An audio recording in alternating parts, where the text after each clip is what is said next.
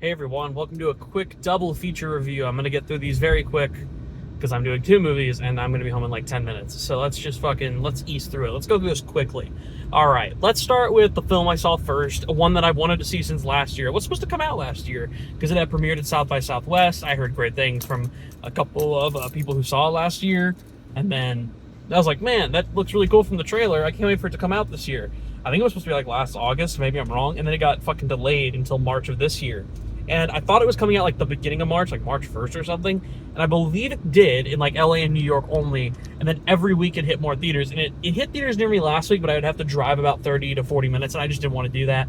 It thankfully hit its fully wide release this week. And I got to see Problemista, directed by Julio Torres. And also written, directed, starring, and produced by him. And, man, what the fuck can I say about this one?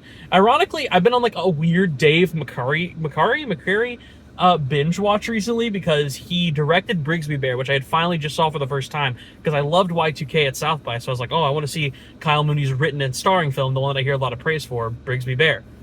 Went to go, bought it on Blu-ray pretty cheap. I watched it, fucking adored it. I've seen it twice now, and I literally only got the Blu-ray 2 days ago. So, good sign. And so I was like, oh yeah, cool. And I found out, oh, it's directed by Dave McCurry. And I found out, I haven't watched the special yet, but I might tonight when I get home. My Favorite Shapes is the name of Julio Torres' special, and I want to check that out. And Dave McCurry, the only other thing he's directed besides Brigsby Bear is that. And then I was like, oh, what a weird coincidence that Kyle Mooney, Dave McCurry, and Julio Torres all have like this unique balance. I know I'm going on a fucking tangent. I just wanted to mention this. It's going to take like 4 minutes now to go through it, but I don't give a shit.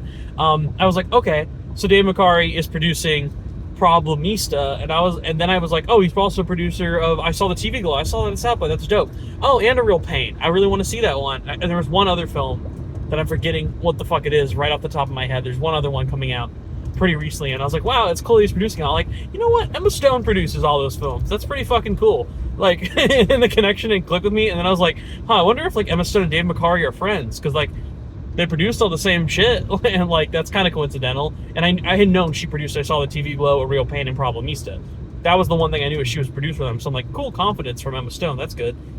Found out that they are fucking, I think, married, Dave McCurry and Emma Stone, and I'm like, oh my god.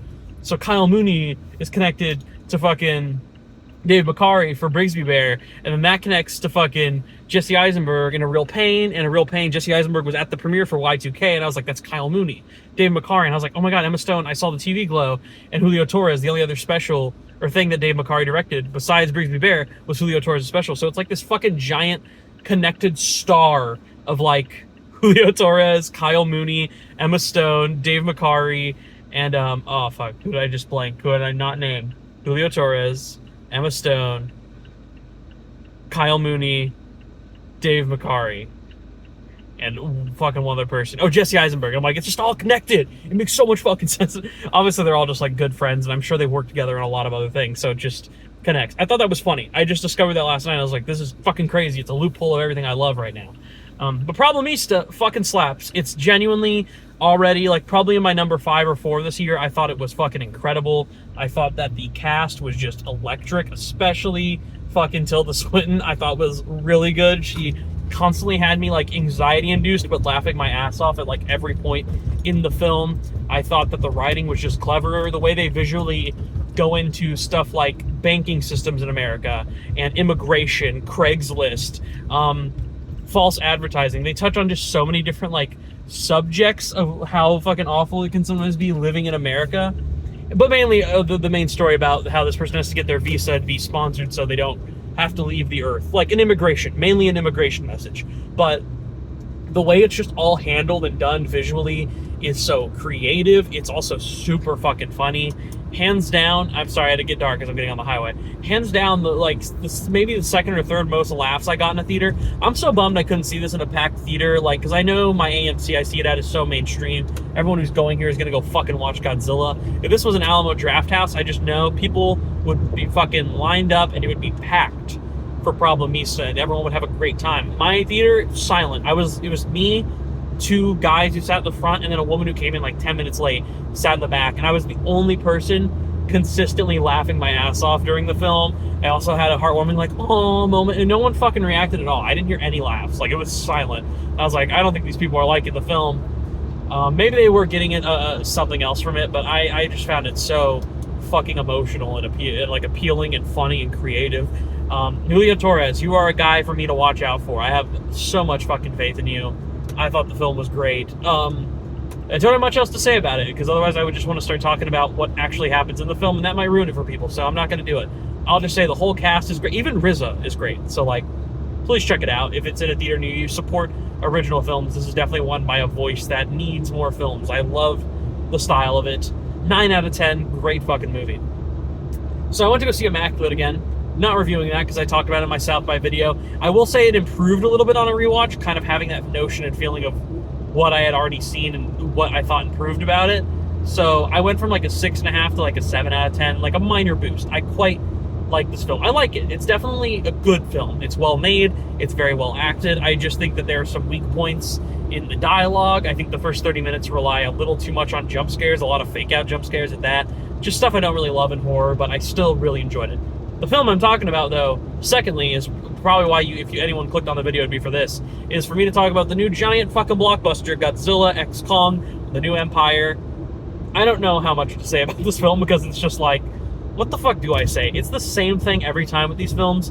I see a trailer, I go, not interested at all, but I'll probably go check it out. I sit in the theater, and then within like 20 minutes, I'm like all giddy. I'm like, ooh, fun action is going to happen. And then I have to suffer through an hour of boring exposition and lame fucking characters that I don't care about. Look, the human stuff, it's quite boring. Again, I think everyone online is now going to compare it to Godzilla -1, which is unfair. I've heard so many other critics say that that's what they're going to do, and it's true. People are going to compare it because that movie is arguably the best Godzilla film. Hell, it is to me. It's fucking beautiful. It's intense. It's riveting. It's emotional. The human side of characters is great. The way they utilize Godzilla is great. Visually, it's stunning, and honestly, I think Godzilla in that movie might look better than the Godzilla in this movie, which has like a way fucking bigger tentpole budget. It's a big blockbuster, you know? And I don't want to compare it to that, because then it's like baking out everything. I know how the American films have been recently going, the legendary monster verse that they've been doing, and I don't mind it. I just think that it's so always out of like, it almost feels like they don't know the order or the way that they want to make these films, and it comes off as like poorly written, but visually and the amount of fun you're gonna have is there. The last 20 minutes, fucking awesome. I was giddy, I was laughing, I was like, this is fun. I love fucking monkeys, lizards punching and blowing up shit. All these innocent people in fucking Rio de Janeiro dying that you don't see, but you know that they're all fucking dead, and the amount of fucking destruction that happened is insane. It's just fun. It's just a really fun time at that point. Sadly, that's only like 40 minutes of the movie I could call fun.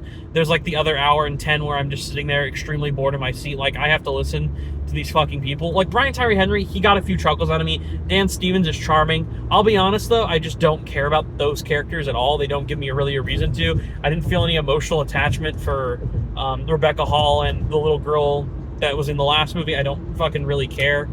I just found myself consistently, like, bored anytime they were on screen, and it's just exposition dump after exposition dump. Like, at a point, there's exposition dumps they give us that have already been explained in the film. I'm like, okay, Kong is going to get help. We obviously know it's going to be on Earth from Godzilla, and then they proceed to tell us, like, where's he going? He's going to get Godzilla.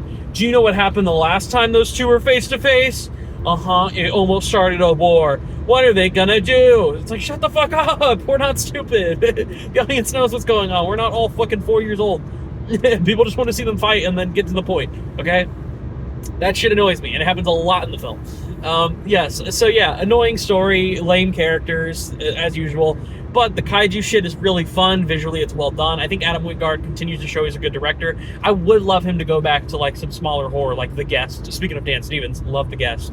Or You're Next or something. I would love to go back to that time, but if Adam Wingard's focused here for a while, that's fucking dope. Let him do what he wants. They're still decently fun movies. I think this is definitely better than King of the Monsters. I can say that, which that movie is absolutely awful in my opinion, which was directed by another horror director who I really like. I just didn't think that film worked out.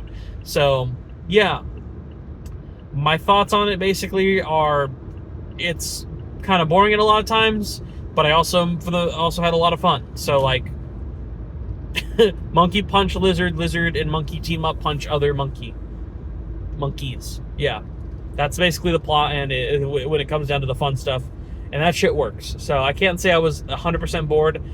Half the time I was, half the time I was into it. I would give it like being fucking generous here, it's probably like a 5 out of 10, but I'd give it a 6. I'd give it a 6 out of 10. I had a fun time. If someone told me to watch it again, I'd be like, I mean, I wouldn't be tortured, but I would really just want to skip to the fucking parts that everyone would want to skip to, which is the really fun action. So 6 out of 10. I think audiences are going to love it, though. Our audiences applauded when it ended, and it was like maybe half sold out, if that. So, lets you know people are having fun. So, yeah, I don't have much to say. Problemista, great. Immaculate, slightly improved for me. Godzilla, it's a film that I had a decently fun time with, even though it wasn't great. And that is all I have to say. I'm about to be home. Bye.